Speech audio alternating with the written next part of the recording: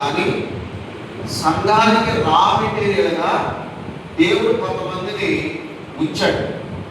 సంఘ స్థాపన వరకు రా మెటీరియల్గా దేవుడు కొంతమందిని ముందుగా సిద్ధపరిచి ఉంచాడు. అపోస్తలుల కార్యాల గ్రంథం 1వ అధ్యాయం 15వ వచనం. ఆ కాలమందు ఇంచుమించు 120 మంది సహోదరులు అని చెప్పారు. ఎంతమంది అంట? 120 మంది. అపోస్తలులు ఉన్నారు 12 మంది. వారు కాకుండా అప్పటికి ప్రభువును విశ్వసించిన సహోదరులు సహోదరులు మేడగదిలో ఉన్నారు, ప్రార్థన చేస్తున్నారని 14 వచనంలో చెప్పాడు. 15 వచనంలో ఆ సంఖ్య చెప్పాడు, 120 మంది. ఇప్పుడు 3000 మంది చేర్చబడ్డారు. అంటే దేనికి చేర్చబడ్డారు చెప్పండి. Very good. ఆ 120 మందికి 3000 మంది ఏం చేయబడ్డారు చెప్పండి? చేర్చబడ్డారు. సంఘంలో ఆత్మలు ఏం చేయబడుతున్నారండి? చేర్చబడుతూ ఉండాలి. మరో మాట చెప్తాను, మందిరంలోకి వచ్చిన వారు అందరూ సంఘం కాదు. మందిరానికి వచ్చి వాక్యం విని ప్రార్థన చేసి వెళ్ళిపోయే వాళ్ళందరూ కూడా సంఘంలో చేర్చబడిన వారు కాదు. వారు సంఘానికి వెలుగులే ఉన్నారు. కానీ వాళ్ళు ఎక్కడ ఉన్నారు? మందిరంలో ఉన్నారు. ఎక్కడున్నారమ్మా? మందిరంలో ఉన్నారు. కానీ ఎక్కడికి రావాలి? ఒక వ్యక్తి సంఘంలోనికి రావాలి. మందిరంలోకి ఎవరైనా రావచ్చు, కానీ సంఘంలోకి రావాలంటే నియమం ఉంది. ఏంటా నియమము? ప్రభువైన యేసుక్రీస్తునందు విశ్వాసం నుంచి రక్షించబడాలి, నీటి బాప్తిస్మం పొంది అప్పుడు నువ్వు ఎక్కడికి వస్తావు? నువ్వు అప్పటిదాకా మందిరంలో ఉన్నావు చాలా సంవత్సరాలు, కానీ నమ్మి బాప్తిస్మం పొందిన తర్వాత ఒక కొత్త అనుభవం, ఎక్స్పీరియన్స్ వస్తుంది. అదేమంటే సంఘంలోనికి నువ్వేం చేయబడతావు? చేర్చబడతావు. ఈ రోజుల్లో ఈ సత్యం ఎవరు చెప్పట్లా. మందిరానికి వస్తే చాలు అని చెప్తుంది. మందిరానికి వస్తే ఎందుకు సరిపోతే? ప్రభుని హృదయంలో చేర్చుకోకుండా, నీటి బాప్తిస్మం పొందకుండా, నేను సంఘ సభ్యుడని నువ్వు చెప్పుకోవడానికి ఎవరంటే ఇలాంటి కొన్ని సంఘాలలో సభ్యత్వం వరకు ఏం చేస్తున్నారంటే డబ్బులు పెట్టుకుని రిసీప్ట్ ఇస్తున్నారు. ఆ డబ్బులు కట్టడం వలన ఏమవుతున్నారంట? ఆ సంఘం యొక్క సభ్యులు అవుతున్నారు అని చెప్తారు వాళ్ళు. కానీ నువ్వు డబ్బులు కట్టి వచ్చే సభ్యత్వం కాదు ఇది. అంటే అర్థమవుతుందా? ఇక్కడ ఒక వ్యక్తి సంఘంలో చేర్చబడడానికి దేవుడు నియమం పెట్టాడు.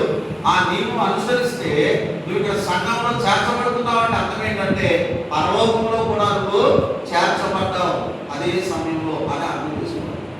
కాబట్టి పరలోకంలో ఒక వ్యక్తి చేర్చబడడానికి నీ వెండి, నీ బంగారం, నీ డబ్బు, ఈ సభ్యత్వాలు ఏవి కూడా ఈ రాత్రి ఒక ప్రశ్న అడుగుతారు. ఇక్కడ ఉన్నవారు అందరూ యేసు ప్రభునందు విశ్వసించి బాప్తిస్మం పొందిన అనుభవం కలిగి ఉన్నారా? అందరూ అంటే ఒకళ్ళు ఎవరైనా లేరనుకో, నువ్వు ఎక్కడున్నావు? సంఘానికి వెలుగులో ఉన్నావు. అది నీకు క్షేమము కాదు. నువ్వు అర్థం చేసుకున్న వాక్యాన్ని క్రీస్తు ప్రభుని రక్షకుడుగా అంగీకరించి బాప్తిస్మం ద్వారా సంఘంలోనికి చేర్చబడ్డారు. ఇక్కడ ఏమన్నాడంటే వీరు అంటే చేర్చబడిన 3120 మంది వీరు ఏం చేస్తున్నారు? అపోస్తలుల బోధయందును, సహవాసమందును, రొట్టె విరుచుటయందును, ప్రార్థన చేయుటయందును ఎడతెగక ఉండిరి అనే మాట చూడండి. కాబట్టి రక్షించబడిన వారు అంటే ఒక సంఘంగా ఏర్పడిన ఒక స్థలంలో సంఘం చేయవలసిన పని, సంఘం చేయవలసిన పని ఇన్సైట్ అంటే 4 విషయాలు చెప్పాడు. వీరు అపోస్తలుల బోధ, రెండోది సహవాసం, మూడోది రొట్టె విరుచుట, నాలుగోది ప్రార్థన చేయుట. ఎన్ని చెప్పారు? 4. సత్యం 4 పాదాల మీద నడుస్తున్నారు కదా, విన్నారన్నమాట. సత్యం ఎన్ని పాదాల మీద నడుస్తున్నారు? 4 పాదాలు కదా. వాటిలో సత్యము అసలు ఏ పాదం మీద నడుస్తుందో మనకు అర్థం కావట్లేదు. కానీ దేవుని వాక్య సత్యంలో నువ్వు నిలబడాలంటే ఈ 4 విషయాలు మీలో 4 కూడా ఉండాలి ప్రతి ఒక్కరు. ఇప్పుడు మీ మందిరానికి ఎన్ని గోడలు ఉన్నాయి? 4 ఉన్నాయి కదా. కొన్ని ఇందులో ఒక గోడైనా తీసేస్తే ఏమవుతుంది? ఈ మందిరము డెలికేట్గా బలహీనతగా ఎప్పుడైనా పడిపోవడానికి అవకాశము ఉంటుంది. ప్రతి విశ్వాసిలో ఈ 4 లేకుండా ఏదైనా ఒకటి తప్పిందంటే నువ్వు ఆత్మీయ జీవితంలో బలహీన పడిపోతావు. ఎప్పుడైనా ఆత్మీయ స్థితిలో చచ్చిపోతావు అని దాని అర్థం. ఎందుకని ఈ గోడలు శత్రువు లోనికి రాకుండా, ప్రమాదకరమైనది ఏమి రాకుండా మనం ప్రొటెక్ట్ చేస్తున్నాయి కదా. ఆ విధంగా అపొస్తలుల బోధ, సహవాసము, రొట్టె విరుచుట, ప్రార్థన చేయడం అనేది అపవాది మనలో దొరకకుండా ఉండడానికి ఇవి మనకి ఆపుదలుగా ఉంటాయి. కాబట్టి విశ్వాసలో సంఘముగా కూడినప్పుడు ప్రతి స్థానిక సంఘంలో ఈ 4 ఉండాలి. ఈ 4 ఉండాలి. ఎందుకు ఉండాలి? ఈ 4 ఎందుకు ఉండాలి? దాన్ని మనం ఆఖరణ ధ్యానం చేద్దాం. అయితే ఇప్పుడు ఈ 4 గురించి నేను చెప్తాను. కొంచెం మనం చాలాసార్లు మీరు వినుంటారు, అయినా నేను వాటిని మళ్ళా మీకు సరైన రీతిగా అందించాలని, అంటే ఇక్కడ రాయబడిన సంగతులు దాగి ఉన్న సత్యాలు ఏంటో అది ఈరోజు మనం తెలుసుకోబోతున్నాం. మన గతంలో బోధ అంటే బోధ వెళ్ళిపోయాం, సహవాసం అంటే ఏం వచ్చేసి వెళ్ళిపోయాం అన్నట్లుగా తండ్రితో, కుమారుతో, పరిశుద్ధాత్మతో ఆ సహవాసం అనుకుంటున్నాం. కానీ అందులో దాగి ఉన్న సత్యాలు ఇప్పుడు అది ఏమన్నాడంటే అపోస్తలుల బోధ. అయితే ఇప్పుడు చెప్పండి, అపోస్తలుల బోధ అంటే అపోస్తలుల బోధ అంటే అసలు ఏంటి? అపోస్తలుల బోధ అంటే అపోస్తలులు చేసిన బోధ. అపోస్తలులు చేసిన బోధ కదా. పేతురు వేసి ఏం చేశాడు? బోధ చేశాడు. తర్వాత కూడా వాళ్ళందరూ కూడుకున్నప్పుడల్లా అపోస్తలులు ముఖ్యమైన వాడు ఏం చేస్తూ వచ్చారు? బోధిస్తూ వచ్చారు. అపోస్తలులు ముఖ్యమైన వాళ్ళు ఎవరు? బలమైన స్తంభాలుగా ఉన్న వాళ్ళు ఎవరు అంటే పేతురు, యాకోబు, యోహాను. గలతీ పత్రికలో ఆ సంగతులు రాయబడి ఉన్నాయి. కాబట్టి వాళ్ళు వేళ వాక్యాన్ని బోధిస్తూ ఉండేవారు. మరి ఈరోజు మనం వాక్యం చెప్పుకుంటున్నాం. వాక్యం చెప్పుకోవడానికి మన ఆధారం ఏంటి? ఇవాళ చెప్పండి. బైబిల్. ఇవాళ మనం బోధించడానికి మనకు ఏ ఆధారం ఉంది? బైబిల్ ఆధారం ఉంది. మరి పేతురు గారి చేతిలో ఏముంది? బైబిల్ ఉందా? యాకోబు గారి చేతిలో బైబిల్ లేదే. యోహాను గారి చేతిలో బైబిల్ లేదే. అసలు అపోస్తలుల దగ్గర ఏ బైబిల్ లేదు. ధర్మశాస్త్ర గ్రంథాలు ఏమైనా ఉన్నాయా? లేవు. ఎందుకంటే వీళ్ళు సమాజ మందిరంలోనికి రాకుండా ఏం చేయబడ్డారు? ఆ రోజుల్లో ఆటంగా పరచబడ్డారు. కాబట్టి పాత నిబంధన ప్రవక్తల గ్రంథాలు ఆనాడు సునబోకులు అని పిలువబడిన మత సంబంధమైన ధర్మశాస్త్ర సంబంధమైన మందిరాల్లో శాస్త్రుల దగ్గర, పరిసయ్యుల దగ్గర, ప్రధాన బోధకులు పిలువబడిన వారి దగ్గర మాత్రమే ఉండేది.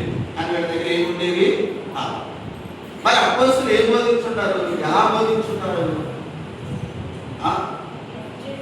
మత్తయి సువార్త 27వ అధ్యాయంలో 20వ వచనం చదవండి. మత్తయి సువార్త 28వ అధ్యాయం 20వ వచనం. నేను మీకు ఏ సంగతులను ఆజ్ఞాపించుదునో వాటన్నిటిని గైకొనవలెనని వారికి బోధించండి. చూసారా? నేను మీకు ఏ సంగతులను ఆజ్ఞాపించానో ఆ సంగతులు వారికి బోధించండి. ఎవరికి? 19వ వచనం చదవండి. 19వ వచనం. కాబట్టి మీరు వెళ్ళి సమస్త జనులను పాస్టర్లుగా చేయండి, పెద్దలుగా చేయండి అని లేదు. ఇవాళ మన ప్రయత్నం ఏంటంటే పాస్టర్గా చేస్తాం, పెద్దలుగా చేస్తాం. ఇది కాదు దేవుడు చెప్పింది. ముందు నువ్వు ఎలా ఉండాలంటే శిష్యుడుగా ఉండాలి. ముందు మీకు ఎలా చేయాలని దేవుడు చెప్పాడంటే శిష్యుడిగా చేయాలి, శిష్యుడిగా ఉండాలి. ఎప్పుడైనా అవకాశం దొరికితే శిష్యురకం గురించి మాట్లాడాలి. శిష్యుడికి ఉండవలసిన గుణలక్షణాలు ఏంటో మాట్లాడదు. ఇప్పుడు మన టైం చాలు. కాబట్టి ఎవరైతే నమ్మి బాప్తిసం పొంది శిష్యులుగా చేయబడ్డారో వారికి నేనేం చెప్పానో అవి మీరు వారికి బోధించండి అని చెప్పాను. యేసు ప్రభువు వారు చెప్పిన సంగతులను వీళ్ళు ప్రజలకు ఏం చేస్తూ వచ్చారు? ఎక్స్పీరియన్స్ కలిగి అనుభవంతో చెప్పేవారు. ప్రభు ఏమన్నారంటే యోహాను సువార్తలో 16వ అధ్యాయం 13వ వచనం నుండి చదువుకుందాం. 16, 12. అయితే ఆయన అనగా సత్యస్వరూపమైన ఆత్మ వచ్చినప్పుడు మిమ్మును సర్వ సత్యంలోనికి నడిపించును. ఆయన తనంతట తానే ఏమీ బోధింపక వేటిని వినులో వాటిని బోధించి సంభవితము సంగతులను మీకు తెలియజేయను. ఆయన నా వాటిలోనివే తీసుకుని మీకు తెలియజేయను కనుక నన్ను మహిమపరచును అన్నాడు. యేసు ప్రభువు అన్నారు, నేను పరలోకానికి వెళ్తాను, పరిశుద్ధాత్మను పంపుతాను. ఆయన వచ్చినప్పుడు మిమ్మల్ని సర్వసత్యంలోకి నడిపిస్తాడు, మీకు ఆయన బోధిస్తాడు. మీలో ఏం చేస్తాడు? ఆయన బోధిస్తాడు. ఇవాళ బోధకుడు ఎవరు అంటే సంఘంలో బోధించే బోధకుడు ఎవరు అంటే యేసు ప్రభువు కాదు, పరిశుద్ధాత్ముడు. ఇది తెలుసుకోవాలి. మనం కొన్నిసార్లు మా మంచి బోధకుడు యేసు ప్రభువు ప్రార్థన చేస్తాం కదా. ఆయన బోధ చేసే నిజమే, కానీ ప్రస్తుతం సంఘాల్లో బోధించేది ఎవరు? యేసు ప్రభువు కాదు, పరిశుద్ధాత్ముడు అని యేసు ప్రభువే చెప్పారు. ఇప్పుడు పరిశుద్ధాత్మ పొందిన తర్వాత వీళ్ళు ఏం చేశారు? బోధించడం మొదలుపెట్టారు. అంతకుముందు ఏం లేదు. అంటే ఇప్పుడు పరిశుద్ధాత్మ దిగి వచ్చినప్పుడు వారి హృదయంలో ప్రభువు వారితో ఉన్నప్పుడు ఏ సంగతిని చెప్పాడో పరిశుద్ధాత్మ వారిని గుర్తు చేసుకున్నప్పుడు ఆ సంగతులు వారికి ఏం చేశారు? వాళ్ళు బోధిస్తూ వచ్చారు. మరి యేసు ప్రభు దగ్గర విన్న సంగతులే పరిశుద్ధాత్మ బోధిస్తున్నాడంట. మరి యేసు ప్రభు వారికి ఎక్కడి నుంచి వచ్చినాయి? కాబట్టి యేసు ప్రభు వారికి ఎవరు నేర్పించారు? ఈ సంగతులు యేసు ప్రభు వారికి ఎవరు చెప్పారు? చూద్దాం. దేవుని వాక్యంలో నుండి మనం గమనిద్దాం. యోహాను సువార్తలో 8వ అధ్యాయం 26వ వచనం చదువు. మిమ్మల్ని గురించి చెప్పుటకు తీర్పు తెచ్చుటకు చాలా సంగతులు నాకు కలవు, కానీ నన్ను పంపిన వాడు సత్యవంతుడు, నేను ఆయన యొద్ద విన్న సంగతులే లోకములకు బోధించుతున్నానని చెప్పాను అనే మాట చెప్పాను. చూసారా? నేను ఆయన యొద్ద విన్న సంగతులు లోకానికి నేను బోధిస్తున్నాను. తండ్రిని కూర్చి తమతో ఆయన చెప్పినని వారు గ్రహింపకపోయేది. కాబట్టి ఏమన్నారంటే, మీరు మనుష్య కుమారుని పైకెత్తినప్పుడు నేనే ఆయననియు నా అంతట నేనే ఏమీ చేయక తండ్రి నాకు నేర్పినట్టు ఈ సంగతులు మాట్లాడుతున్నానని మీరు గ్రహిస్తున్నారు. తండ్రి నాకు నేర్పించిన సంగతి, తండ్రి నాకు నేర్పించిన సంగతి అంటే ఇప్పుడు అపోస్తలుల దగ్గరికి వచ్చిన బోధ ఎక్కడ నుండి వచ్చింది? మీరు చెప్పండి, ఎక్కడి నుంచి వచ్చింది? రైట్, తండ్రి దగ్గర నుంచే. కానీ దాన్ని నేను ఇలా చెప్పాలనుకున్నాను, సంఘాల్లో దేవుని ఆత్మ చేత, ఈ మాట నిజముగా దేవుని ఆత్మ చేత ఒక వ్యక్తి బోధిస్తున్నప్పుడు ఆ బోధ ఆ వ్యక్తిది కాదు. ఎవరు మరి? పరలోకంలో ఉన్న తండ్రి. అంటే మన దగ్గర వస్తున్న బోధ పరలోకపు బోధ, అంటే పరలోకపు సందేశం. ఇవాళ వాక్యానికి విలువ లేకపోతున్నాం. వాక్యం చెప్తుంటే నిర్లక్ష్యంగా ఉంటున్నారు. వినకుండా మాట్లాడుకునేవాడు, బయటకు వెళ్ళేవాడు, లోనికి వచ్చేవాడు, ఫోన్ తీసుకునేవాడు. అసలు ఇది ఎక్కడి నుంచి వచ్చిందో నీకు అర్థమైతే గొర్రెలు దగ్గర పెట్టుకుంటారు కదా. ఎక్కడి నుంచి వచ్చింది ఇది? ఒక మనిషి హృదయంలో కాదు, పరలోకములో నుండి వచ్చింది. పరలోకములో ఉన్న తండ్రి కుమారునికి నేర్పించాడు. కుమారుని లోకానికి వచ్చి బోధించాడు. కుమారుడు బోధించిన దానిలో నుండి పరిశుద్ధాత్మను తీసుకుని ఈ అపోస్తలుల హృదయంలో ఉండి ఏం చేస్తున్నాడు? బోధిస్తున్నాడు. కాబట్టి అపోస్తలుల బోధ అర్థం ఏంటంటే పరలోక సంబంధమైన బోధ, పరలోకపు బోధ. ఇది మనుషులు కల్పించింది కాదు, మనుషుల ఊహల నుండి పుట్టినది కాదు, మనుషుల ఆలోచన ప్రకారంగా వచ్చింది కాదు. దేవుని వాక్యం అనే సంగతిని మనం బహుబలంగా అర్థం చేసుకోవాలి. అందుకనే పేతురు గారు ఒక మాట చెప్పాడు. చూడండి, పేతురు రాసిన పత్రిక మనం జ్ఞాపకం చేసుకుని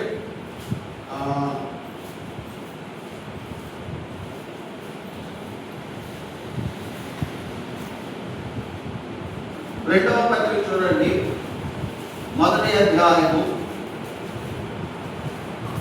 20వ వచనం నుండి చదువుతాము.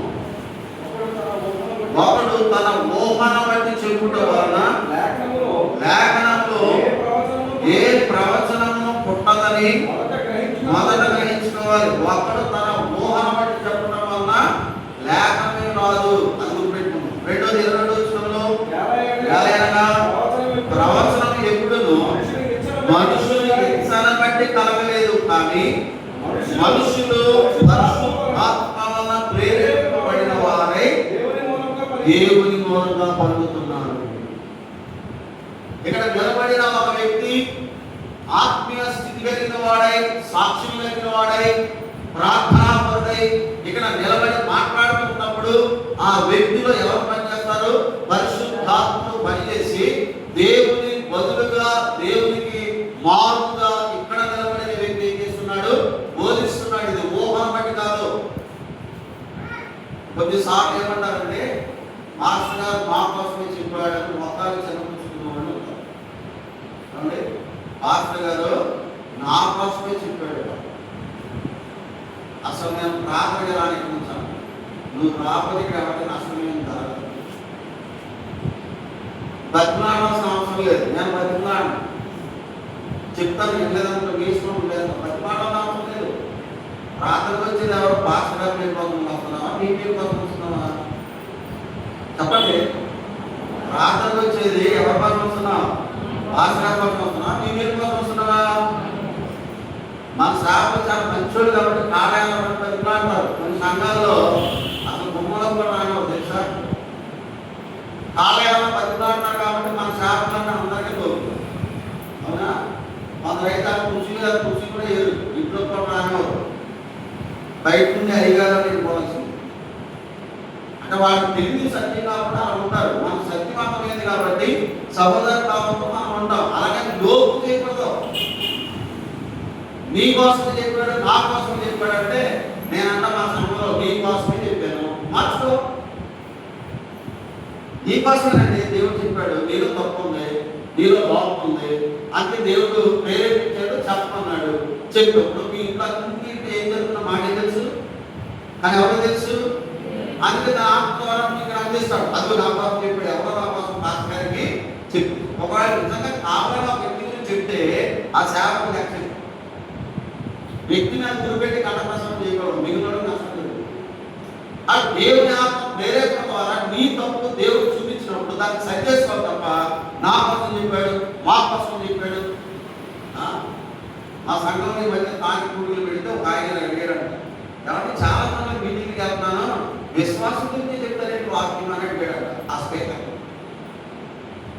విశ్వాసం గురించి వాక్యం చెప్పండి, ఎవరి గురించి చెప్పాలి వాక్యం? ప్రియమైన బాక్సులారా, ప్రియమైన ఫ్యాన్లారా, ప్రియమైన కుర్చీలారా, గోడలారా ఉంటున్నారా అందుకురా చెప్పండి. ఎవరితో మాట్లాడతారు? దేవుడు విశ్వాసం కదా. అంటే కూర్చున్నాయన్నమాట. ఏమవుతున్నాయి? కూర్చుని మా కోసం చెప్తున్నావా, మా కోసం అంటే నేనైతే స్ట్రైక్ చెప్తాను, నీ కోసమే చెప్పాము, నీకు దెబ్బ తగ్గిందా మార్చుకో. నువ్వు బ్రతుకు బాగు చేసుకోవాలని దేవుడు మాట్లాడాడు. వాడైపోవాలంట. పేదలు ప్రసన్నం చేసినప్పుడు వాళ్ళు ఏం చేయమంటారంట? గృత్సకి మా కోసం చెప్పాడు ప్రార్థన మానేలా. ఏం చేశారు వాళ్ళు? మారుమనసు పొందారు. నీకు గుచ్చబడితే నువ్వు మారుమనసు పొందాలి. గుచ్చబడిందని మందులు మాత్రం కాదు. నువ్వు బ్రతుమారకుండా 8 మందిలకు మారినా నీ పరిస్థితి ఇంకా ప్రశ్నకు తప్ప మేలు జరిగేది. కాబట్టి దేవుని వాక్యం అనేది మనుషుల ఊహలో రాదని ఎప్పుడు మీరు అలాంటి చెడ్డ అభిప్రాయం కలిగి ఉండకండి. సేవకుల మీద దురాలోచనలు ఎప్పుడు ఉండకండి. ఏ సేవకులు చెప్పినా దేవుని ఆత్మ ప్రేరణ ద్వారా మీ మేలు కోసమే చెప్పు. నేను మా సంఘంలో జ్ఞాపకం చేస్తాను ఏమనంటే, ప్రేమించిన వాడు గాయం చేస్తాడు. ప్రేమించిన వాడు ఏం చేస్తాడు? గాయం చేస్తాడు. పగవాడు లెక్కలేనన్ని ముద్దులు పెడతాడు. మాకు ఏది నచ్చింది? అబ్షాలోము ఎక్కడో పోయినోడిని కోనేలాకి దావీదు తన రాజ్యంలో తీసుకొచ్చాడు. ఇప్పుడు రాజుగారి దగ్గర తీర్పు కోసం అంటా ఉంటారు కదా ప్రజలు, ఈయన దేశం పిలిపించాడు కానీ ఇంకేమీ నాయకత్వం ఇవ్వలేదు దావీదు. కాబట్టి ఈయన నాయకత్వం కట్టుబడి రాజుగారి దగ్గరికి వెళ్ళి వాళ్ళ దగ్గర బయట కూర్చున్నాక, మీరు ఏ గురించి చదువుతున్నారు, ఏంటి సమస్య అని మాట్లాడేది. ఏం చేసేవాడంటే ఆమె ఏంటంటే కౌగులించుకుని ఏం చేసేవాడంట, ముద్దు పెట్టుకుని, అదే మీ పక్షంగా రాజుగారి దగ్గర నాలాంటి ఉంటే మీకు న్యాయం చేసేవాడి అని వాళ్ళు ఏమనుకుంటారు, రాజుగారి కుమారుడు నన్ను ఏం చేసుకున్నాడు, కౌగులించుకున్నాడు, ముద్దు పెట్టుకున్నాడు, ఎంత మంచోడు. ఒకవేళ లోనికి వెళ్ళాక దావీదు నువ్వు తప్పు చేసేవారని తిడితే దావీదు కానీ ఎవరు మంచోడు?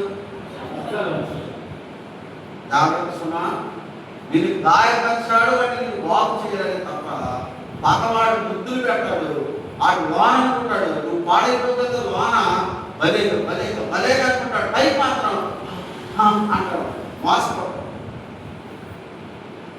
కాబట్టి ఇప్పుడు అపోస్తుల ద్వారా మనుషులు పుట్టింది కాదు. కాబట్టి దేవుని వాక్యాన్ని ఎలాగా మనము బోధించాలో కూడా దేవుని వాక్యం మనం జ్ఞాపకం చేసుకుందాం. చూడండి, పేతురు రాసిన పత్రికలోనే ఆ మాట జ్ఞాపకం చేసుకుని వచ్చారు కదా.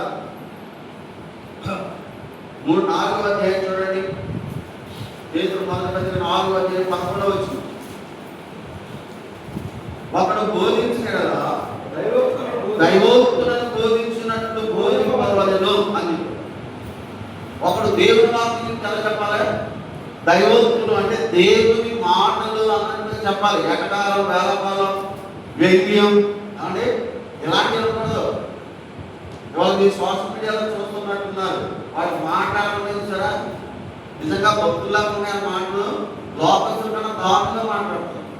ఎక్కడ నిలబడి దేవుని సన్నిధిలో నిలబడి ఆ మాట మాకేమో గొప్ప ఉద్యమం వస్తున్నాడు. ఎందుకు వచ్చింది అసలు వాడికి ఆత్మీయం లేదు.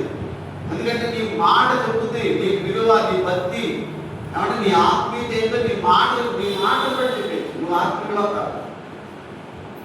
ఒకడు బోధించాడా, దేవోక్తులు బోధించినట్లుగా బోధించాలి. కానీ లోకానుసారంగా మనం సంస్కృతులాగా వ్యంగ్యంగా కాబట్టి అలాగే మనం బోధించుకోవడం అని వాక్యం చెప్తుంది. ఇప్పుడు అపోస్తల బోధ ఏంటో మీకు అర్థమైందా? ఇప్పుడు అర్థమైందా? అర్థమైపోయిందా? చెప్పండి. అపోస్తల బోధ అంటే ఎవరు? ఇప్పుడు అపోస్తలు కాదు, వాళ్ళే బోధించారు కానీ వాళ్ళు కాదు. ఎక్కడికి పర్వతాలలో వచ్చిన బోధ. కాబట్టి దాని విలువైనది గుర్తుపెట్టు. లోకంలో వచ్చింది కాదు, మనుషుల హృదయంలో వచ్చింది కాదు, మనుషుల ఆలోచనలో వచ్చింది కాదు, పరలోకంలో వచ్చింది. కాబట్టి బోధ, అపోస్తలుల బోధ విలువైనది. ఎందుకు మనకి అపోస్తలుల బోధ అవసరం? రెండోది, అపోస్తలుల బోధ అసలు మనకి ఎందుకు అవసరం? మాకు తెలుసుకోవాలంటే అసలు బోధ ఎన్ని రకాలు ఉన్నాయో మనకు తెలియదు. అంటే బైబిల్లో చాలా ఉన్నాయి కానీ కొన్ని విషయాలు మనం జ్ఞాపకం చేసుకుందాం. చూడండి, తిమోతికి రాసిన మొదటి పత్రిక 4వ అధ్యాయం 1వ వచనం చదువు. అయితే కడవరి దినములలో కొందరు అబద్ధికుల వేషధారణ వలన మోసపరుచు ఆత్మయందును దయ్యముల బోధ యందు లక్ష్యం ఉంచి విశ్వాస భ్రష్టులందరినీ ఆత్మ తేటగా చెబుతున్నాడు. ఏ బోధ ఉన్నాయి? ఏ దినాల్లో? కడవరి దినాలు. మనం ఏ దినాల్లో ఉన్నాం? కడవరి దినాల్లో ఉన్నాం. ఈరోజు ఏ బోధ కనబడుతున్నాయి లోకంలో? దయ్యముల బోధ. మాస్టర్ గారు దయ్యాలు కూడా బోధిస్తాయా? దయ్యాలు వాక్యం చెప్తాయా? చెప్తాయా? దయ్యాలు చెప్తారు చెప్పరా? మీకంటే నాకంటే ఎక్కువగా తెలుసు. ఎవరికి? అపవాది అయినా సాతానుడికి.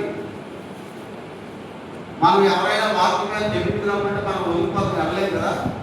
కానీ సాతానుడు ఎవరితో డెబిట్ పెట్టాడు తెలుసా? యేసు ప్రభుతో డెబిట్ పెట్టాడు.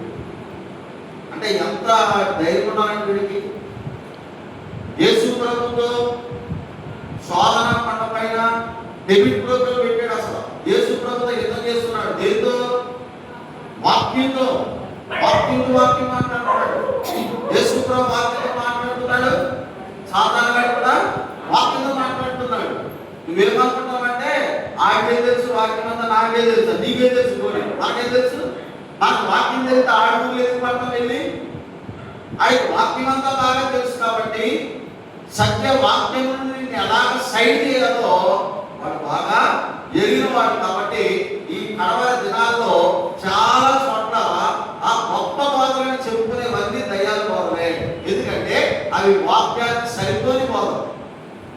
ఏ భాషను అలా చెప్పారంటే రాత్రి నాకు దేవుడు చెప్పాడు అంటే రాత్రి అంటే ఏంటంటే దేవుడు చెప్తాడా? దేవుడు వచ్చి చెప్తాడా? దేవుడు వచ్చి చెప్పింది నువ్వు చెప్తావా? దేవుడు రాజు నాకు కనబడ్డా నీవు చెప్పాడు అంటారు.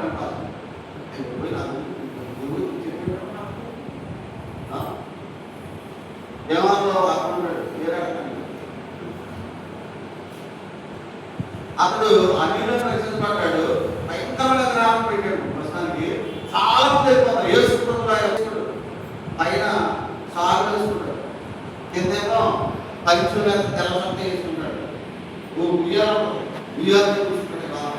ఇంతకుముందు తీసుకుంటే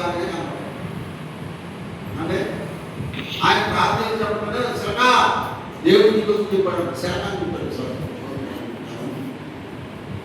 రాత్రి బెడ్రూమ్లో మీ ఆయన ఏం గొడవ పడ్డాడో దేవుడు చెప్పాడు. బెడ్రూమ్లో సంగతి చెప్పాడు. కానీ అంత దరిద్రమండి చెప్తున్నా. దేవుడి పైన అలాంటి మాట్లాడతారా? అసలు ఏ దినాల్లో ఎబ్రిల్ రాసిన పత్రిక 1వ అధ్యాయం 1వ వచనం చదవండి. మనం మోసపోయేది ఎందుకంటే మనకు వాక్యం తెలియలేదు కాబట్టి ఇలాంటి దేవుడు చెప్పాడంట, నా కోసం రాజు చెప్పాడంట అని పరువు చేస్తున్నారు. చదవండి. పూర్వకాలమందు నానా సమయంలో నానా విధములుగా ప్రవక్తల ద్వారా మన పితరులు మాట్లాడిన దేవుడు ఈ దినమందు కుమారుడి ద్వారా మనతో మాట్లాడుతున్నాడు. కుమారుడి ద్వారా అంటే ఆయన ప్రత్యక్షంగా చెప్పడం కాదు. యోహాను సువార్త 1వ అధ్యాయం 1వ వచనం ఏముంది? ఆదియందు వాక్యము ఉండెను, వాక్యము దేవుడైనను, వాక్యము దేవుడైనను. 14వ వచనం ఆ వాక్యమే కృపా సత్య సంపూర్ణంగా మన మధ్య నివసించెను అన్నాడు. ఇప్పుడు వాక్యం అంటే ఎవరు? యేసు ప్రభువే. తన కుమారుడి ద్వారా మాట్లాడుతున్నాడు. అర్థం ఏంటంటే వాక్యం ద్వారా దేవుడు నీతో నాతో మాట్లాడతాడు. రాత్రి కల్లో చెప్పాడండి, నాకు రాత్రి వచ్చి చెప్పాడంటే దేవుడు అంటే ఇవన్నీ దయ్యాల బోధలు.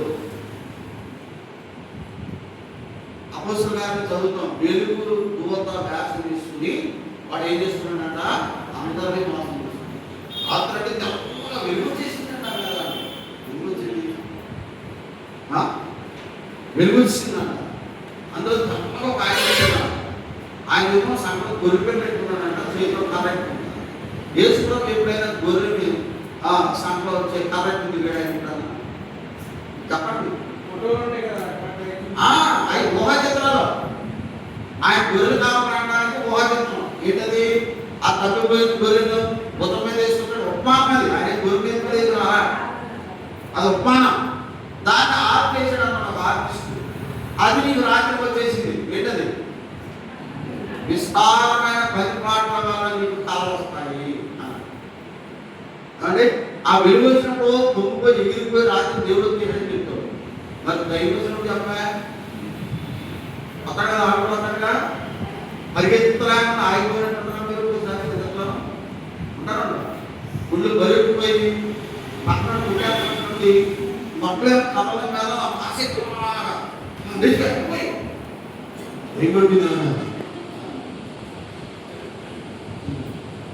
అది మెడికల్ పరిభాష అండి. బ్రెయిన్ స్మాల్ స్టోక్ అంట. బ్రెయిన్లో స్మాల్ స్టోక్ ఇద్దరితో వస్తే అలాగా వస్తున్నాను. అది పూర్వీకుల నుండి స్లీపింగ్ పారాలసిస్ పేరు చెప్తున్నాను డాక్టర్. మీకు ఎప్పుడైనా వస్తాయి దగ్గర అదేంటంటే స్లీపింగ్ పారాలసిస్. అది దయ్యం కాదు, పాడు కాదు. మీకు అలా రాత్రి రాగానే భాస్కర్ దగ్గరికి వెళ్ళిపోతారు. రాత్రి అంటే దైవం నిద్రలాగా చేసిందంటే ఆయన ప్రార్థన చేసి మీ ఇంట్లో సేటలు ఉంటారు. కడుపుతే సేటలాగా తెల్లగా ఉంటాయి. మీరు కడుపుతే చెక్కగా ఉంటుంది, తెల్లగా ఉంటుంది. మీరు మామూలుగా చూసుకోండి, చెక్కగా ఉంటుంది. గట్టిగా రండి, తెల్లగా ఉంటుంది. నిజరా ఇవన్నీ ఏంటనుకున్నారు? మీరు మానసిక రోజులని అర్థమైంది. ఎవరికి అందరూ ఇలాంటి పాజిటివ్ అందరూ కూడా డిప్రెషన్ పేషెంట్ అందరూ అర్థం కాక ఆడ పోయి మరి పిచ్చోడైపోతున్నారు. అందుకే కడవల దినాల్లో దయ్యముల బాధలు ఉన్నాయి కనుక మనం ఏ బాధను అనుసరించాలి అంటే అపోస్తుల బాధ. ఈ లోకంలో ఈ దయ్యములు పట్టినోడుగా మాట్లాడకూడదు, మనం అవ్వాల్సిన పని లేదు. రెండోది చూడండి, తిమోతికి రాసిన మొదటి పత్రికలో మొదటి అధ్యాయం 3వ వచనం ఏముంది? చదవండి. మొదటి అధ్యాయం 3వ వచనంలో, నేను మాసిదోనియకు వెళ్తుండగా సత్యమునకు భిన్నమైన బోధ. ఏంటంట? సత్యమునకు భిన్నమైన బోధలు. ఈ రోజుల్లో ఎక్కడ చూసిన ఏం కనబడతాయి చెప్పండి? సత్యానికి భిన్నమైన బోధలే. ఆ బోధలో సత్యం లేదు. ఎవరు ఇష్టం వచ్చినట్టు వాడు, ఎవరు తోచినట్టుగా వాడు. అంటే అవునా కాదు చెప్పండి? ఆ సంఘంలో ఒక కుర్రాడు పెళ్లి చేయడం చెప్తే నేను అన్ని విధానాలు పాటించే కుర్రలో వాక్య ప్రకారంగా చేయాలని చెప్తాను. ఆ పెళ్లి తండ్రి లేదంటే తాడి కట్టించాలని. ఎందుకు అక్కడ తాడి ఎందుకు అది అవసరం లేదు, ప్రార్థన చేసి దిగులు మార్చాలి, బైబిల్ మార్చుకున్నాం, చక్కగా ఉండదు, దేవుడు మంచిగానే ఉండదంటే అదేంటంటే బైబిల్లోనే ఉంది కదా అన్నాడు. ఏంటంట? మంగళసూత్రం గురించి చెప్పమన్నా మరి నేను చాలాసార్లు ఆదికాండం ప్రార్థన చేసి మంగళసూత్రం ఎక్కడ కనపడలేదు, ఎక్కడ ఉందా బాబు అంటే మా భాస్కర్ చెప్పారంటే అన్నాడు. అది చెప్పారా? భాస్కర్ చెప్పారంట. ఆ భాస్కర్ ఫోన్ చేసి అయ్యారు మంగళసూత్రం గురించి చెప్పారు కదా, భాస్కర్ తెలియదు చెప్పండి అన్నాడు. బాబు ఇది ఎక్కడ ఉన్నాయా ఏంటంటే ఉంది కదండి, 3 పేటలు తేడా ఉంది కదా. ఏంటంట? 3 పేటలు మంగళసూత్రం ఉంచారు. 3 ముళ్ళ 3 పేట మంగళసూత్రం చెప్పండి. 3 ముళ్ళు అంటారు కదా. ఆ బైబిల్ ఏముంది? 3 పేటలు. దీనికి దానికి సంబంధం ఉన్నది అసలు. అది అర్థమైంది. ఆడ చెప్పేది దీనికి ఈ 4 చెప్తున్నాడు. నాకేదో ఎలాంటి అర్థం మీరు ఏమనుకోకండి, నేను అలాగే చెప్తాను. 3 పేట ఎక్కువ తాడు 3 ముళ్ళే పెట్టి దానికి సంబంధం ఏంటి? అది ఐక్యత గురించి చెప్పబడింది. 3 పేట పాడు మన బేస్ ఎక్కడ గట్టిగా ఉంటుందని ఐక్యత చెప్పాడు. మాట తీసుకొచ్చి ఎక్కడ పెట్టారు? మనోబల 3 వ్యాఖ్యానం. ఒకటి తండ్రి యొక్క మూడవది, కుమారుని యొక్క మూడవది, పరిశుద్ధాత్మ యొక్క. ఎంత దరిద్రమైన బాగుంది అసలు. మంగళసూత్రం కాకుండా తప్పురా అంటే మరి తండ్రి మూడవది, కుమారుడు మూడవది, పరిశుద్ధాత్మ మూడవది. అది వీళ్ళని ఎక్కువ ప్రేమిస్తారా, ఉదాహరణ ఎక్కువ ప్రేమిస్తారా? చెప్పండి.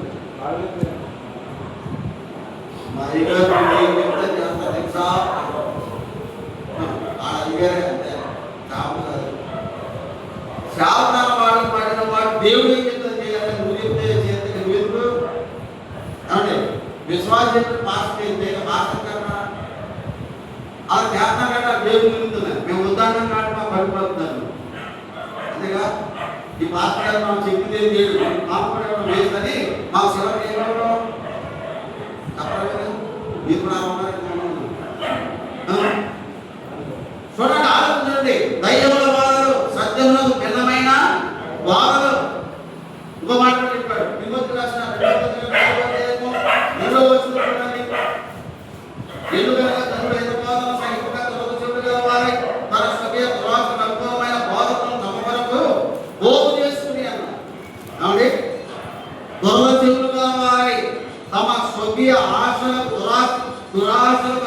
ఆరోగ్యకరమైన బోధకులను తమ కొరకు ఏం చేసుకుంటారంట? పోగు చేసుకుని. అంటే విశ్వాసి పోగు చేసుకుంటారంట. మీటింగ్ పెడదామమ్మా పాస్టర్ ప్రకటన చేస్తే అయ్యారు అలా నాయకులు అని ఎవరు చెప్తున్నారు? ఎవరు చెప్తున్నారంట? విశ్వాసం పెడుతున్నారంట. ఎందుకు? వాళ్ళ ఆయన తింటే ఆయన వచ్చిన తింటాడో గట్టిగా చెప్తాడు. అర్థలే కనీసం కథ లేదు, పెట్టడం లేదు, కవింపు లేదు, నవ్వింపు లేదు అలాంటి కావద్దు. ఆయన అయితే బలి నమ్మిన తెలుసా? ఇవాళ నవరాడేసిపోయి మందిరానికి వచ్చేది ఎందుకు? నవ్వుకోవడానికి. అంటే మందిరానికి వచ్చేది ఎందుకు? నవ్వుకోవడానిక, క్యాంపీ చేసుకోవడానిక, ఎక్కడో చెప్పుకోవడానిక, బైబిల్ ఏమి లేవా? చూడండి, వాకింగ్ లేకపోతే మనకు టైం కావట్లేదు కదా. అవునా? వాకింగ్ చెప్తే టైం చిక్కులు అయిపోతుంది. ఇన్ని కథలు చెప్తే గంటలో అసలు వాక్యం ఎక్కడ చెప్పేది? 10 నిమిషాల వాక్యం 40 నిమిషాలు నీ గురించి, వాళ్ళ గురించి పొందుతూ ఉంటాం. ఇవి అనారోగ్యకరమైన బోధలు. మనకు అపోస్తలుల బోధ ఉంటారు, ఈ బోధలు మనకు వద్దు. ఈ బోధనతో మనకు సంబంధము లేదు. తిమోతి మొదటి పత్రిక 6వ అధ్యాయము 3వ వచనం చదువుకుందాం. ఎవడైనా మన ప్రభువైన యేసుక్రీస్తు హితవాక్యములను దైవభక్తికి అనుగుణమైన బోధన అంగీకరింపగా భిన్నమైన బోధనను ఉపదేశించినలా వాడు ఏమి ఎరగక తర్కములను గురించి, వాగ్వాదములను గురించి వ్యర్థంగా ప్రయాసపడుచు గర్వాంధుడకును వీటి మూలముగా అసూయ, కలహం, దూషణలు, దుర్మనాలు ఇవన్నీ కలుగుతాయి. దైవభక్తికి అనుగుణమైన బోధను అంగీకరించకపోతే, భిన్నమైన బోధ వైపును వెళ్ళిపోతే నీలో అసూయలు, కలహాలు, ద్వేషాలు కానీ అసలు సంతృప్తి లేని పరిస్థితి. కాబట్టి ఈరోజు మనం ఏ బోధను అనుసరించాలి అంటే అపోస్తలుల బోధ. ఆ బోధ ఎలాంటిదంటే ఆరోగ్యకరమైన బోధ. పత్రిక 2 తిమోతి రాసిన పత్రిక 2వ అధ్యాయం 2వ పత్రిక 4వ అధ్యాయము 3వ వచనం చదువు. ఎందుకనగా జనులు హిత బోధలు సహింపగలరు. ఏ బోధ? హిత బోధ. పుట్టినట్టు ఏమన్నాడు? ఆరోగ్యకరమైన బోధ. అది ఏ బోధ చెప్పండి? అపోస్తలుల బోధ. ఈ అపోస్తలుల బోధ వల్ల నీకేమి ప్రయోజనం? అంటే ఈ అపోస్తలుల బోధ వల్ల నీకేం ప్రయోజనం కలుగుతుంది?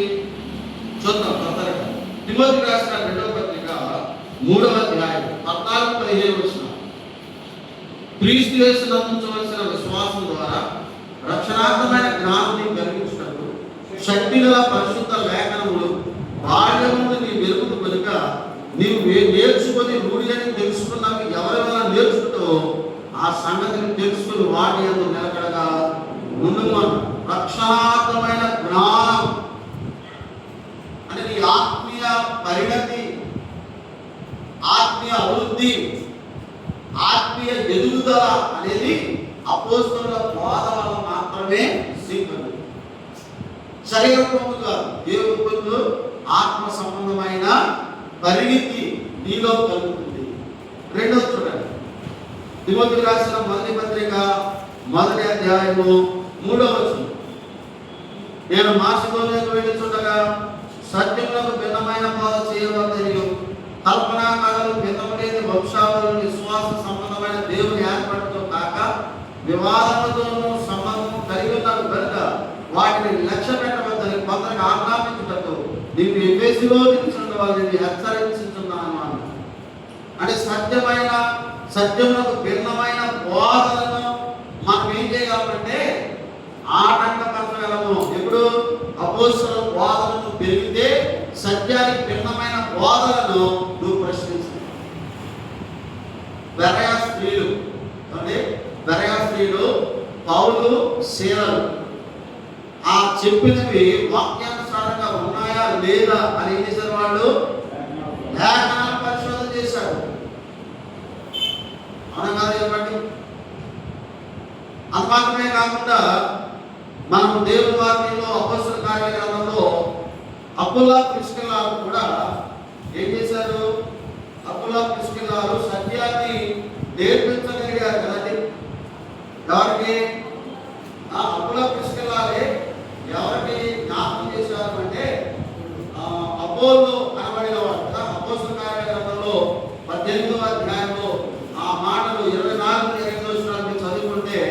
వాగ్దానమైన వాడైన అపోలో అనబడిన వాడు.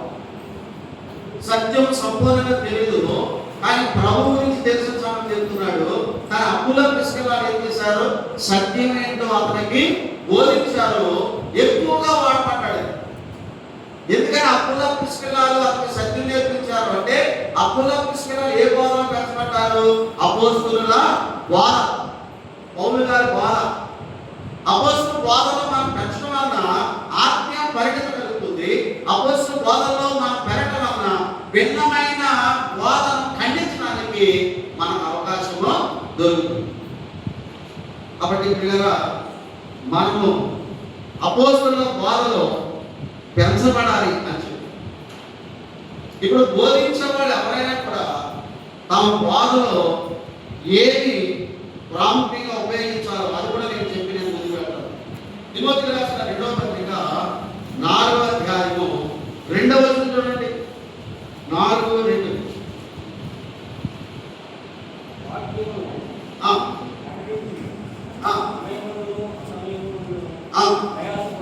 సమయమందును అసమయమందును ప్రయాసపడును, సంపూర్ణ దీర్ఘశాంతంతోను ఉపదేశించుచు ఖండించును గద్దించును బుద్ధి చెప్పు. బాగా ఏమన్నారు చెప్పండి,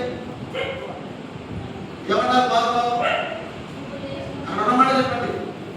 నువ్వు సమయమానంగా అసమయంగా వాక్యం చెప్తున్నావు, ప్రయాసపడుతున్నావు, మంచిదే. కానీ నీ ఉపదేశంలో ఏముండాలో తెలుసా? ఖండించాలి, గద్దించాలి, బుద్ధి చెప్పాలి.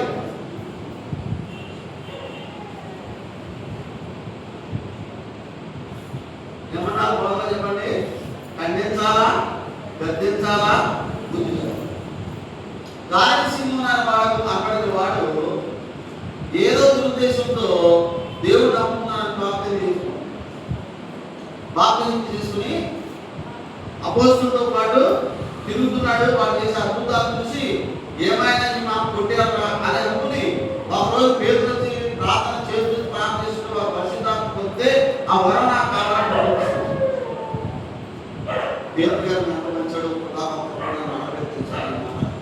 నేను అసలు దేవుడు మన పట్ల ఎంత ఆసక్తి ఉందో బట్ ఎంత నేను ఇస్తాను అనలేదు. ఏమన్నాడు? నీ హృదయం దేవుడి మీద సరిగేది అంటే ఏం చేశాడు? గద్దించాడు. నువ్వు ఇప్పుడైనా మారు మనసు పొందు, మారు మనసు పొంది బాప్తిసం తీసుకో, దేవుడు కనికరిస్తాడు అని బుద్ధి చెప్పాడు. ఖండించాడు, గద్దించాడు, బుద్ధి చెప్పాడు. ఎప్పుడు చెప్పలేదు. ఈరోజు ఖండిస్తే, గద్దిస్తే, బుద్ధి చెప్తే ఏమంటారు మీరు? ఏమంటారు? మీరే ఆలోచించండి. ఈనాటి బోధలు మట్టి గోడకు గచ్చుకోవాలి. ఏం చెప్పండి? మట్టి గోడకు గచ్చుకోవాలి. ఇది స్థిరంగా ఉండదు. 2 నీళ్ళు ఆ గోడ భయాన్ని దిగితే మట్టి అంతా కలిగి గోడ ఏమో చెప్పండి పడిపోతుంది. ఇసుక మీద కట్టిన ఇల్లే అపోస్తుల బోధ లేని వాడు ఇసుక మీద ఇల్లు కట్టినట్టే తొందరగా వెళ్ళిపోతాయి, గాలి వెళ్ళిపోతుంది. ఈరోజు చాలా మంది దేవుడు నమ్ముతున్నామని చెప్పి మళ్ళా ఎందుకు లోపలే వెళ్ళిపోతున్నారంటే అపోస్తుల బోధలనే మార్గాల్సి పొందలేదు. రోగాలు పోతాయి, డబ్బులు కలిసి వస్తాయి, ఉద్యోగాలు వస్తాయి, వీటి మీద పునాలు వేశారు. ఒకవేళ వాళ్ళు అనుకున్న జరగకపోతే మా దేవుడు ఏం చేయలేదు మన ఎక్కడ వెళ్ళిపోతారు. నాకు బైబిల్ అలా కాదు. యేసు ప్రభువును ఎందుకు నమ్ముకోలేదంటే పరలోక రాజ్యానికి చేరడానికి, నరకం నుండి తప్పించుకోవడానికి, సదాకాలం దేవుడితో ఉండడానికే యేసు ప్రభువును నమ్ముకోవాలి తప్ప ఏదో కలిసి వస్తుంది అనే వాదన నమ్ముకున్న వాళ్ళందరూ నా కోరుకున్నారు. అది సత్యంలో రక్షించబడిన వాడు ఎన్ని కష్టాలు వచ్చినా కడవరకు దేవుని వరకు నిలబడతారు. ఎందుకంటే మన స్థితి ఎలా ఉంది? ఖండిస్తే, గద్దిస్తే, బుద్ధి చెప్తే సేవకుడు ఏమంటారు? మీరు ప్రేమిస్తున్నాడు మా సేవకుడు అంటారా? మా మీద మా పాస్టర్ గారికి ఎంత ప్యాషన్ ఉంటారు ఏమంటారు? మీకు చేస్తారు. కాబట్టి అపోస్తలుల బోధ చాలా విలువైంది. అందుకే కొంచెం టైం తీసుకున్నాడు. రెండోది చూడండి, రెండోది ఏమన్నాడు? సహవాసం అన్నాడు. అపోస్తలుల కార్యగ్రంథం 2వ అధ్యాయము 42వ వచనం కదా, సహవాసము అని చెప్పారు. ఈ సహవాసము అనే మాట మనం జ్ఞాపకం చేసుకున్నప్పుడు కొయిఓవియా. ఏంటంటే కొయిఓవియా అనే గ్రీకు పదం నుండి ఇంగ్లీష్లోకి ఫెలోషిప్ అని దాన్ని తర్జుమా చేశారు. కొయిఓవియా అనే పదం గ్రీకు పదం నుండి ఫెలోషిప్ అనే ఇంగ్లీష్ పదాన్ని ట్రాన్స్లేట్ చేశారు. ఆ ఫెలోషిప్ అనే దాన్ని తెలుగులో ఏమో పిలుస్తారంటే సహవాసము అని పిలుస్తారు. ఏం చెప్పండి? సహవాసము అని పిలుస్తూ ఉంటారు. వాస్తవానికి ఈ మాటను మనం జాగ్రత్తగా అర్థం చేసుకోవాలంటే, పూర్వదినాల్లో మనలాగా మందిరాలు ఏమైనా ఉన్నాయా? ఉన్నాయా? మన మందిరాలు, మన సహవాసం అంటే ఏం తెలుసు అంటే గుడికి రావడం, వెళ్ళడం, ఆరాధన రావడం, వెళ్ళడం, ఇది సహవాసం అనుకున్నాం మన భాషలో. ఆ రోజుల్లో మందిరం లేదు. మొదటి మందిరం ఎప్పుడు కట్టబడింది ప్రపంచంలో? మొదటి మందిరము ఎక్కడ ఎప్పుడు కట్టబడింది? మొదటి మందిరము క్రీస్తు శకము 220వ సంవత్సరం 230వ సంవత్సరం కట్టబడింది. ఎప్పుడంటే 230 క్రీస్తు శకము 230. ఇంచుమించు బైబిల్లో ఉన్న పత్రికలన్నీ కూడా ఎన్ని సంవత్సరాలు లోపు రాయబడ్డాయి? క్రీస్తు శకం ఇంచుమించుగా పత్రికలన్నీ కూడా క్రీస్తు శకం ఎన్ని సంవత్సరాలు లోపుగా రాయబడ్డాయి? అలా చెప్పండి. ఇంచుమించుగా 100 సంవత్సరాల లోపు రాయబడ్డాయి. 100 సంవత్సరాల లోపే రాయబడ్డాయి. అపొస్తలులు ఎక్కువగా బ్రతికిన వాడు శిష్యుడైన యోహాను మాత్రం ఇంచుమించు 100 అంటారు. మిగిలిన 30 సంవత్సరాలు 35 సంవత్సరాల మధ్యలోనే అప్సెట్. అంటే క్రీస్తు శకం 100 సంవత్సరాల లోపలగానే దైవగ్రంథం పత్రికలన్నీ కంప్లీట్ అయిపోయి. అంటే ఈ పత్రికలు ఇవన్నీ రాసేటప్పుడు ఏం లేదు, అసలు భౌతికమైన చర్చి లేదు. సంఘాలు ఉన్నాయి, సంఘం ఉంది, సంఘాలు ఉన్నాయి. కానీ ఏం లేదు చెప్పండి? కూడుకోవడానికి చర్చి లేదు. మనకులాగా కూడుకోవడానికి ఒక చర్చి లేదు. అందుకే వారు ఎంతెంత రొట్టె విరిచి దేవాలయంలో కూడుకొని రొట్టె ఎక్కడ ఇచ్చారు? ఎంతెంత ఎక్కడ కూడుకునే వారు? దేవాలయం అంటే చర్చి లేదు అన్నారు కదంటే దేవాలయం అంటే ఏంటంటే సులభం. అవి ఏంటవి? మనం అనుకున్న చర్చలు కాదండి. పాత నిబంధన సంబంధమైన ధర్మశాస్త్ర సంబంధమైన మందిరం, వాటిని సులభములు అంటారు. వాటిలో కూడుకున్న వారు అక్కడ సువార్త చెప్పేవారు. కాబట్టి 2030వ సంవత్సరం వరకు మొదటి చర్చి లేదు. మెగిద్దో మొజాయిక్ అనే ప్లేస్ లో ఇశ్రాయేలు దేశంలో మొట్టమొదటి చర్చ్ ఎస్టాబ్లిష్ చేయబడింది. ఇప్పుడు సహవాసం అనే మాట రాసేటప్పటికి భౌతికంగా ఏం లేదు చెప్పండి? భౌతికంగా ఏం లేదు, మందిరం లేదు, భౌతికంగా మందిరం లేదు. మరి సహవాసం అనే పదము మరి ఎందుకు వాడబడింది అనే మాట మనం చదివినప్పుడు అప్లేనోన్ ఏం చెప్పండి? అప్లేనోన్ అనే గ్రీకు పదంలో నుండి మరి ఈ సహవాసాన్ని తర్వాత కాలంలో ఆవిర్భవించడం జరిగింది. ఏంటంటే అప్లేనోన్ అని. అంటే దీని అర్థం ఏంటంటే వన్ అనదర్. ఏం చెప్పండి? వన్ అనదర్ అంటే అర్థం ఏంటి? ఒకరికి ఒకరు. ఇప్పుడు చెప్పండి, సహవాసం అంటే అర్థం ఏంటి?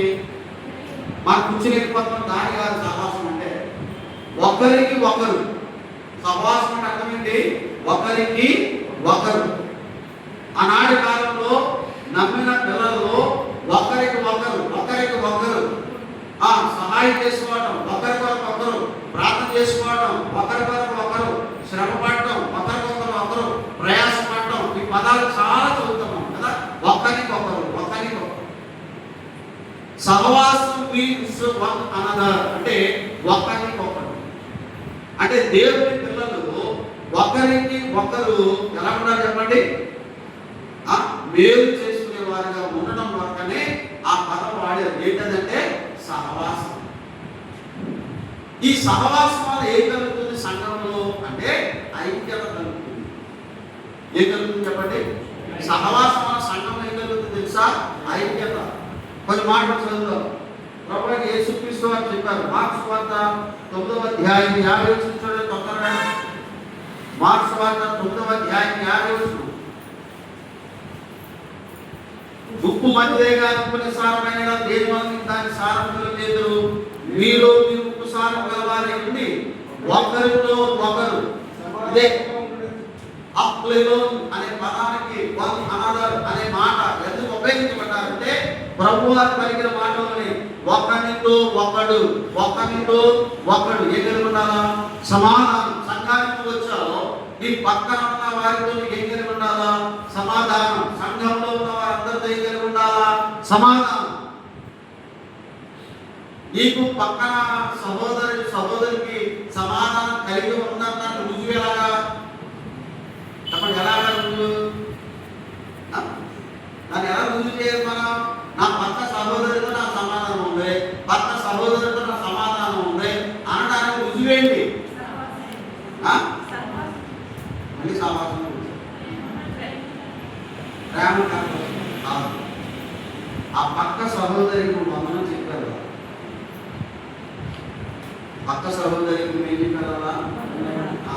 నీవు ఆటలు ఇంట్లో ఉన్నారు కదా, రాత్రి అయిపోగానే అమ్మా వందనాలే బాగున్నారా, ఆరోగ్యంగా ఉంటుందా, అంత బాగుంది కదా అని ఒక 5 నిమిషాలు నుంచుని విశ్వాసులు ఏం చేయాలంటే వారు ఒకరి కష్టము ఒకరు మాట్లాడుకుని వందనాలు చెప్పుకుని ఇక్కడ ఉంచారు. ఇప్పుడు వందనం చెప్పేవాడు అర్థం ఏంటంటే ఆ వ్యక్తితో మీకు ఏముంది? సమాధానం. ఒకవేళ వందనం చెప్పకుండా ముందు బిడాయికి వెళ్ళిపోయేవాడితో ఏం లేదు. ఇప్పుడు ఈరోజు విశ్వాసం ఎలా తయారంటే విశ్వాసులు వందనం అంటారు లేదు, కనీసం శాపం కూడా వచ్చి వందనాలు చెప్పారు. ఇంతసేపు నిలబడి వాక్యం చెప్తాడా? ఆమెను చెప్తారా? ఆమెను అనగానే కనీసం ఎదరకొచ్చి ఆమె బ్రదర్ వందనాలు బ్రదరు జాగ్రత్త వెళ్ళొస్తామే అని ఒక మాట చెప్పే టైం కూడా నీకు లేదంటే అసలు శాపంతో నీకు సమాధానం లేదు, శాపంతో సమాధానము లేకుండా పోతుంది. ఏంటి సంఘం చేస్తుంది ఇవాళ? ఏం నేర్చుకున్నారు సంఘంలో? ఆమె అనగానే కనీసం శాపురాలకి కనీసం వందనం చెప్పాలని ఇంగితం కూడా లేకపోతే ఏమవుతుంది? చెప్పకుండా ఎప్పుడంటే లోన్ ఏదో ఉంది అని అంతే కదండి. కొన్నిసార్లు వెళ్తామంటే అక్కడ దాకా బాగా అప్పుడు సెలవు తీసి ఇలా అయిపోతాం. ఎందుకని? నేను ప్రాక్టికల్ చెప్తాను, కష్టం బాధపడతాను. ప్రాక్టికల్ ఎందుకంటే ఒక లేకపోతే నా మొహం చూడాలా, మొహం చూస్తే ఏం చేయాలి? ఇప్పుడు మొహం చెప్పాలి.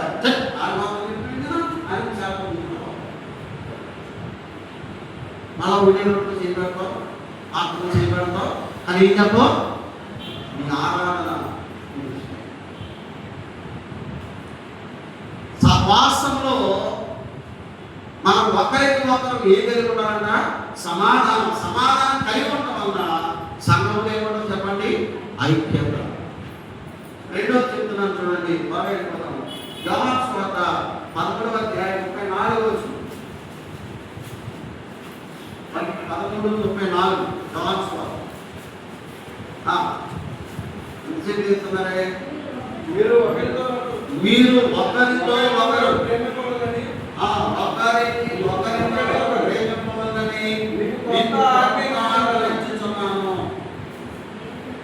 సంఘంలో ఐక్యత కలిగి ఉండాలంటే, సహవాసము కలిగి ఉన్నారు అనదరాన్ని చెప్పబడాలంటే ఒకరినొకరు ఏం చేసుకోవాలి చెప్పండి?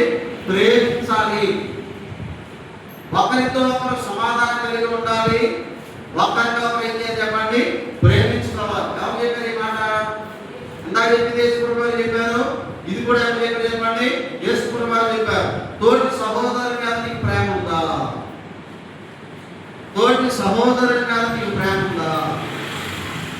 పాత నిబంధనల పదాజ్ఞలు అంటే మనుషుల పట్ల ఎలా ఉండాలి, దేవుని పట్ల ఎలా ఉండాలి, పదాజ్ఞలు డివైడ్ చేస్తే 5 దేవుని గురించి 5 మనుషుల పట్ల ఎలా ఉండాలో చెప్పాడు. ఆ పదాజ్ఞలు 2 ఆజ్ఞలుగా దేవుడు చెప్పాడు. ఏంటంటే నిన్ను వలె నీ పొరుగు వారిని ప్రేమించాలి. ఒకనొకడు ప్రేమించుకుని నాకు చెప్పిన ప్రభువే, నిన్ను వలె నీ పొరుగు వారిని నువ్వు ఎంత ప్రేమించుకుంటావు నీ తోటి వారిని కూడా అలా ప్రేమించాలి. మొదటి ఆజ్ఞ.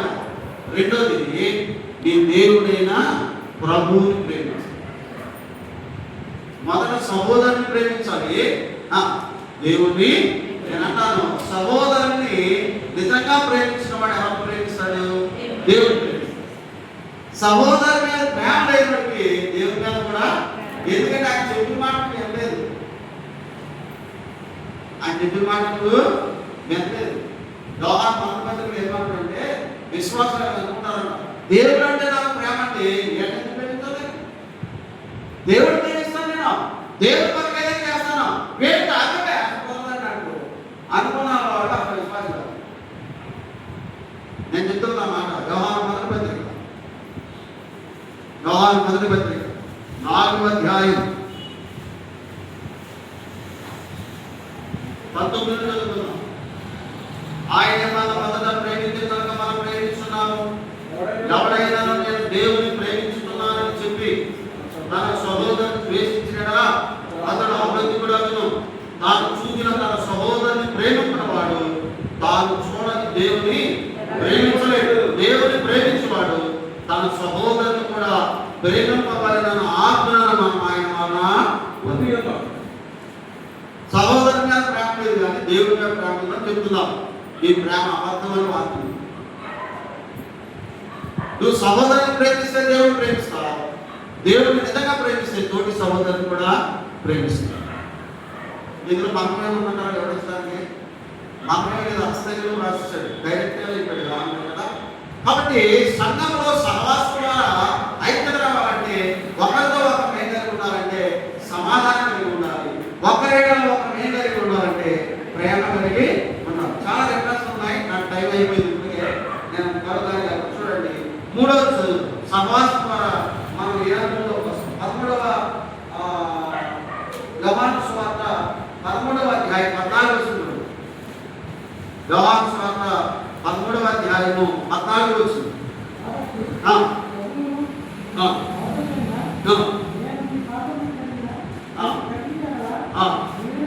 మీరును ఒకరి పాదములను ఒకరు కడగవలసిందే. నేను బోధకుడిని ప్రభువుని అని పిలుస్తాను. నేను ప్రభుని బోధకుడే. అయితే నేను ఏం చేస్తున్నాను? మీ పాదాలు అడుగుతాను. ఎందుకు అడుగుతాడు యేసుప్రభు వారి పాదాలు? చెప్పండి, యేసుప్రభు ఎందుకు పాదాలు అడుగుతుంది? మాది ఇక్కడ చెప్పాడు. కానీ దాని ముందు జరిగిన సిచ్యువేషన్ ఏంటంటే పస్కాన్ని గురించడానికి మేడ గదిలో మనకి విందు సిద్ధం చేయాలని ప్రభు చెప్పాడు. అవన్నీ జరిగిపోయి మనం జరిగింది కదా. యూదుల ఆచారం ప్రకారంగా ఎవరైతే పస్కాన్ని సిద్ధపరుస్తారో వచ్చిన వారిని వారి కౌగులించుకుని ముందు పెట్టుకుని వారి పాదాలను కడిగి వారిని పంచలో కూర్చోబెట్టారు. ఇది వాళ్ళ విధానం. సీమోనుతో ప్రభు మాట్లాడుతూ వచ్చాడు కదా, నువ్వు నన్ను పిలిచావు కానీ నా కాళ్ళకు నీవిచ్చావా, తుడుచుకోవడానికి కవలించావా, నా తలకు ముందంటావా, నువ్వేం చేయాలి? నీకు అన్నీ చేస్తాను. కొన్నిసార్లు శాపను పిలుస్తారు, ఎలా గౌరవించాలో తెలియదు. అంటే మీ ఇంటికి శాపను పిలుస్తారు, ఏదైనా మీటింగ్ జరిగితే పిలుస్తారు, పక్షం జరిగితే పిలుస్తారు, మంచిదే. కానీ శాప వచ్చినప్పుడు, పిలిచిన శాపను నీ ఇంటికి వచ్చినప్పుడు ఎలా రిసీవ్ చేసుకున్నప్పుడు తెలియదు. విచారణ ఏంటంటే మా కుర్చీని మేము కొన్నిసార్లు ఎక్కడ ఖాళీ ఉంటే ఒక కుర్చీ తీసుకుని ఎక్కడ వేసుకుని కూర్చుంటాం. కనీసం శాప వచ్చాడని వెళ్ళి రండి పిల్లలు అని ఒక కుర్చీ వేసి అది మంచి నీళ్ళించో పరమాశం చేసుకోవడం సంఘం. కనీసం శాప వచ్చాడు కుర్చీ ఖాళీలో లేచి కుర్చీ వేద్దామన్న సంస్కారం కూడా చాలా మంది పడదు. ఆయన ఎక్కడ కూర్చుంటాడు, బిరుకులో కూర్చోంటాడు.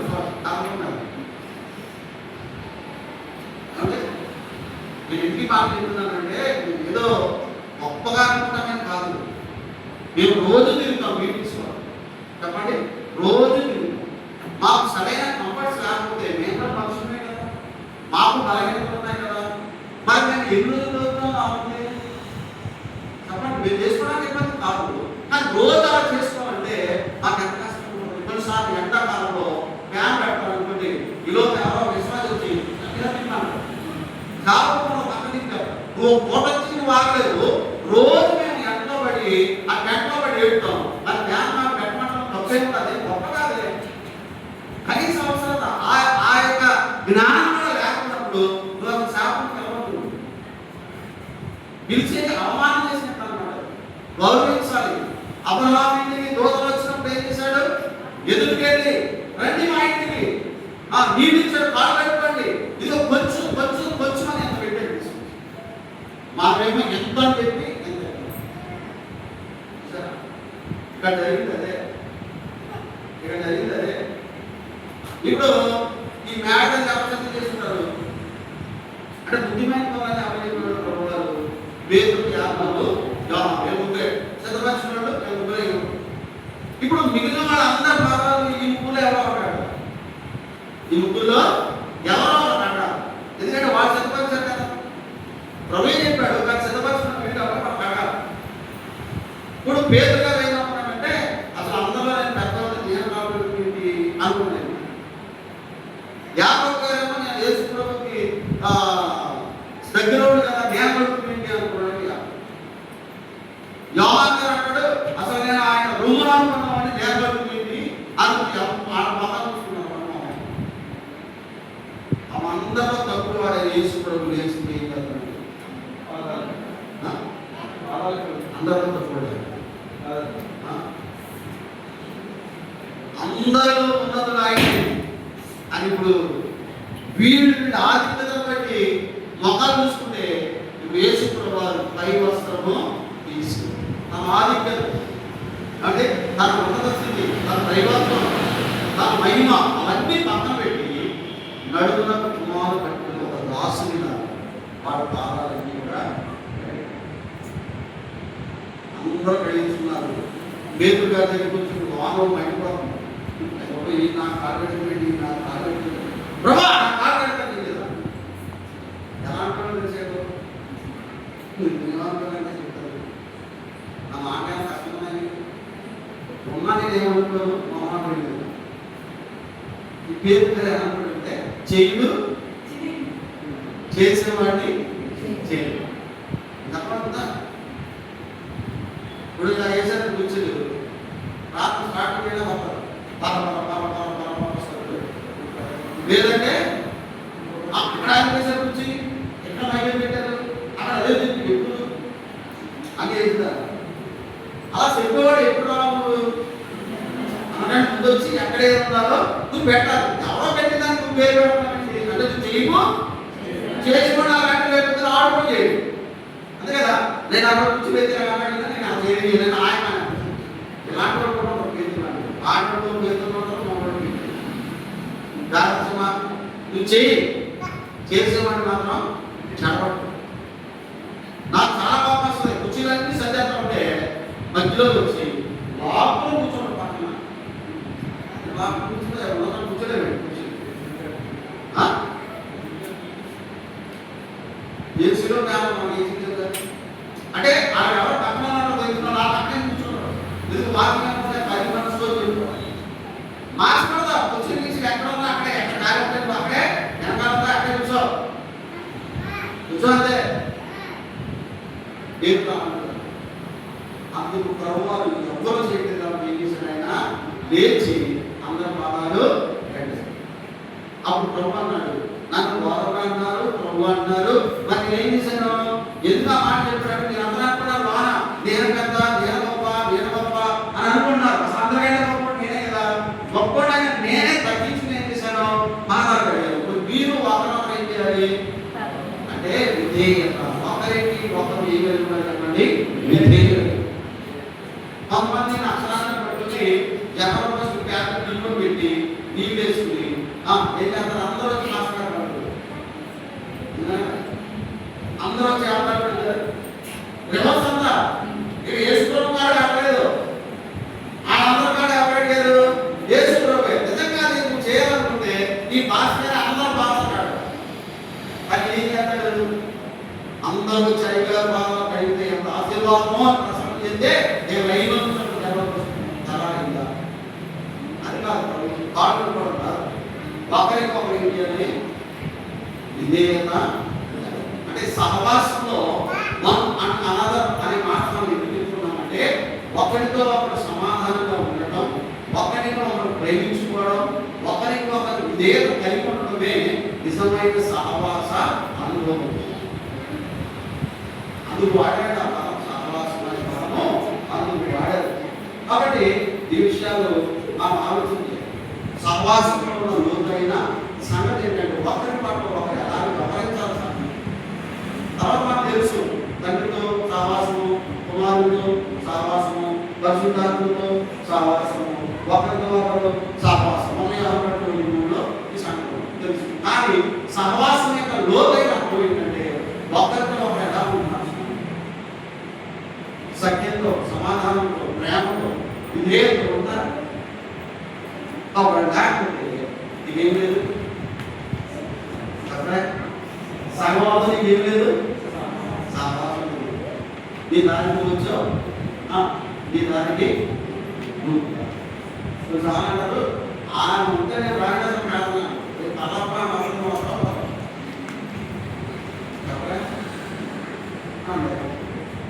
ఇప్పుడు ఆమె వస్తుంది, ఆమె ప్రొవైడ్ పడతారు. అందుకే రావడం ఆ పని చేసే గొప్ప పనిచేస్తాం లేదా చెప్పలేదు.